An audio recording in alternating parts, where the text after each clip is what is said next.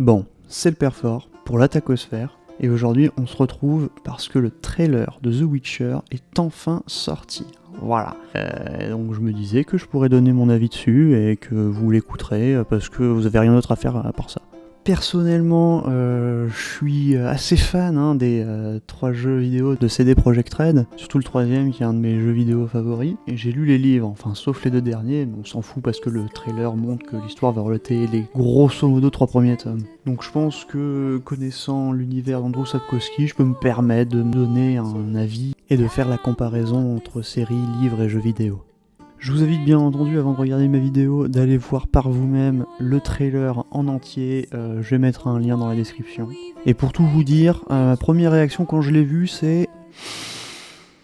ça a l'air moins pire que ce que je pensais. Alors, commençons par le début.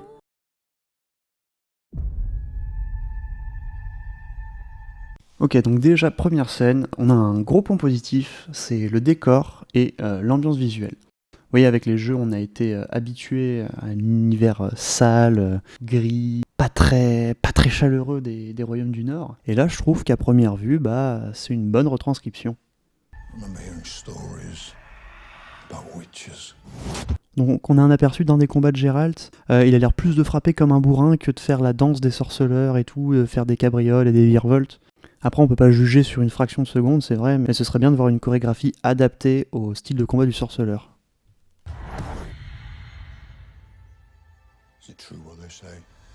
Geralt, la gueule en sang, dans la ville, ça tease The Lesser Evil, donc le moindre mal, qui est une des nouvelles dans laquelle le sorceleur obtient le surnom de boucher de Blaviken. En gros, pour le mini-spoil, il va éclater la gueule d'un groupe de mercenaires qui cherchent un peu la merde. Donc maintenant, on voit Brokilon. Pareil, décor et visuel très beau. Brokilon, c'est le repère des dryades et non des elfes comme le laisse sous-entendre le narrateur. Les dryades sont des guerrières à la base humaines pour certaines et transformées par la suite. Je sais que beaucoup seront contre le choix de la couleur de peau, mais pourtant ça marche très bien dans le contexte. Elles font écho pour le spectateur au peuple aborigène, et en aucun cas ça nuira à la narration. Ah, première apparition de Ciri, on en reparlera plus tard. De même, première apparition d'Yennefer, on en reparlera plus tard aussi. Elle, si je ne m'abuse, c'est Tissaia de Vries, je sais pas comment ça se prononce. C'est la directrice de l'académie d'Aretuza, donc l'académie de magie, quoi, en gros. Le costume a l'air plutôt convaincant et l'actrice aussi, j'ai l'impression qu'elle va bien jouer son rôle. J'ai aussi l'impression qu'elle va avoir beaucoup plus de poids dans la série que dans les livres. Sinon, un premier visuel de à quoi va peut-être ressembler la magie.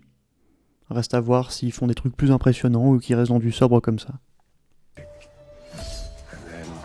Petite mention honorable quand même pour les armures et les costumes. Hein. En voyant les visuels, j'avais peur que ça fasse cosplay, mais pas du tout. Ça fait vraiment réel et bien fait.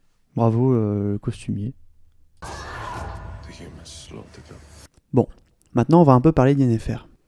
D'après ce qu'on peut voir, la série va donner un background beaucoup plus important au personnage, et ce, en plus de ce qu'elle a déjà dans les livres.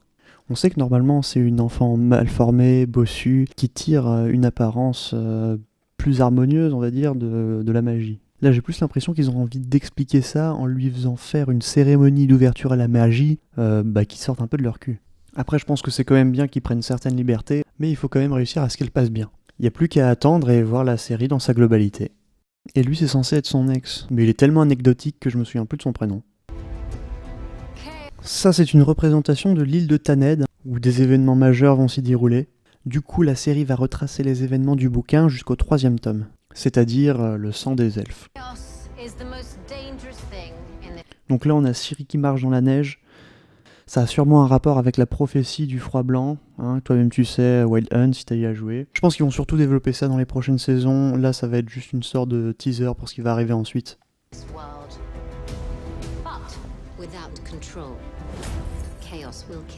Alors ça j'ai aucune idée de ce que ça peut être, sûrement un truc qu'ils ont rajouté eux, mais si t'as une idée, n'hésite pas à le mettre dans les commentaires pour éclairer ma lanterne.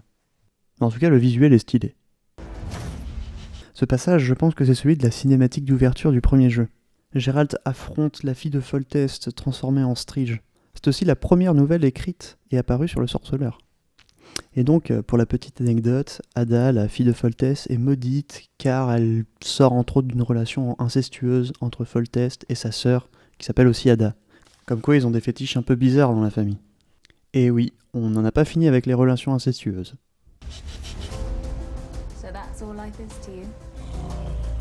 Première apparition de Triss. Et non, elle n'a jamais été rousse.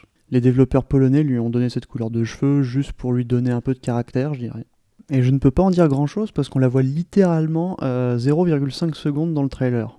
Donc bon, attendons voir ce qu'elle en rend dans la série.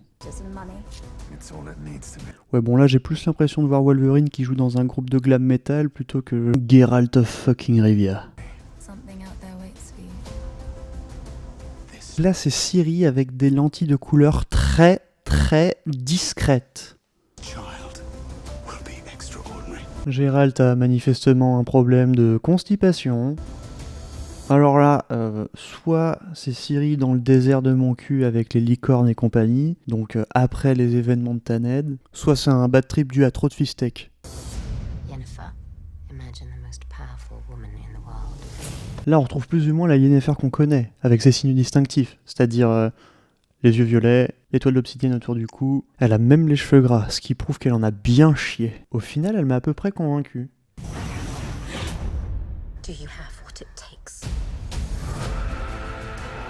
Ah, l'armée de Nilfgaard. Franchement, la nuée noire qui s'abat, ça a l'air stylé. Après, je me rends compte que plus ça va et plus j'aime l'aspect visuel de la bête.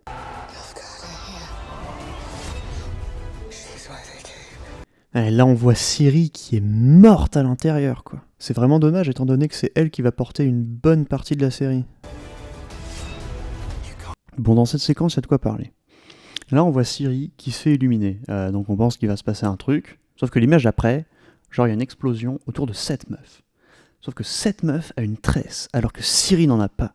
On voit bien qu'elle a pas la même coupe de cheveux. Hein. Dans l'image précédente, ça lui arrive sous l'épaule. Et là, on voit que la tresse descend beaucoup plus bas. En vrai, cette meuf, c'est pas Veta. Alors pourquoi faire le rapport entre ça et ça, alors que ce n'est pas la même personne ? Cette dernière scène est l'adaptation de la nouvelle Une question de prix. Et on peut voir juste ici Duny. Toi-même tu sais qui c'est, mais je ne spoilerai pas dans cette vidéo. Ici c'est Jaskier qui a sûrement une envie très pressante. Yennefer bien maquillée et habillée pour aller en soirée disco. Donc elle, c'est Calante, la grand-mère de Ciri, la reine de Cintra, et elle dit à Ciri d'aller retrouver Geralt.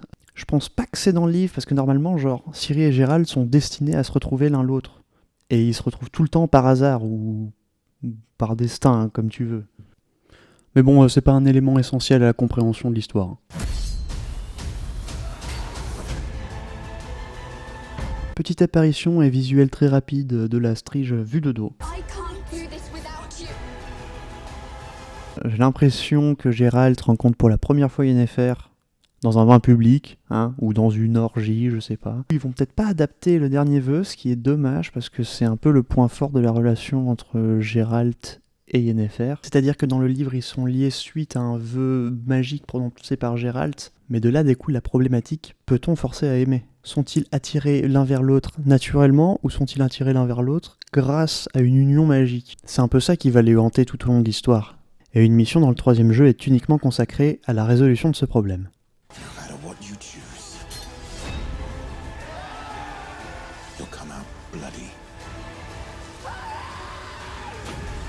Tissaia qui fait un Expelliarmus. Avec quelle saloperie. Geralt sous l'effet des potions qui fait un peu penser à Nuada de Hellboy 2. Je pense que c'est bien de rajouter des monstres à l'œuvre originale, parce que dans les livres, le côté travail du sorceleur est vraiment laissé pendant la majeure partie du temps. Hein. Dans le jeu vidéo, surtout le 1er et le 3e, on a beaucoup plus de chasse aux monstres, hein, l'univers fantastique horrifique est beaucoup plus présent. Et oui, c'est sûr que mélanger les deux sera un gros plus pour la série. On peut aussi parler du logo de la série qui a l'air un peu simple comme ça, mais en fait qui fait assez le taf et présente en gros les personnages, hein, c'est assez intelligent. Donc on a le loup, hein, représentant Geralt, hein, le loup blanc, l'hirondelle qui est Ciri là, Zirael en elfique, qui signifie hirondelle, et l'étoile d'obsidienne que porte Yennefer autour de son cou. Donc bon, désolé la Team Triss, mais va falloir faire profil bas. Hein. Sinon, au risque de me répéter, je trouve les costumes et l'ambiance visuelle vraiment très bonnes. Bon, après, la musique du trailer, hein, c'est une musique de trailer, quoi. Hein. Ça fait des bams, ça fait des bimes et des boums. Hein. C'est cliché, y a pas grand chose d'original à en tirer. J'espère juste qu'ils vont s'inspirer de la BO de Wild Hunt, hein, qui est vraiment excellente. C'est-à-dire que ce serait dommage de ne pas avoir de musique qui collerait avec cet univers visuel déjà installé et qui a l'air vraiment de fonctionner pour l'instant. Maintenant, reste plus qu'à voir si les acteurs sont convaincants. Et bon, je suis désolé, mais j'ai jamais aimé Henry Cavill, donc ça risque d'être compliqué pour moi. Et j'espère sincèrement qu'il arrivera à me faire changer d'avis. Donc voilà, c'est tout pour moi. J'espère que cette vidéo vous aura plu et vous aura un peu éclairé dans ce que va être la série The Witcher. Si vous avez des questions ou des remarques, n'hésitez surtout pas à les mettre dans les commentaires. Je me ferai un plaisir de les lire et d'y répondre. C'était le Père Fort, et je vous dis à une prochaine. La bise.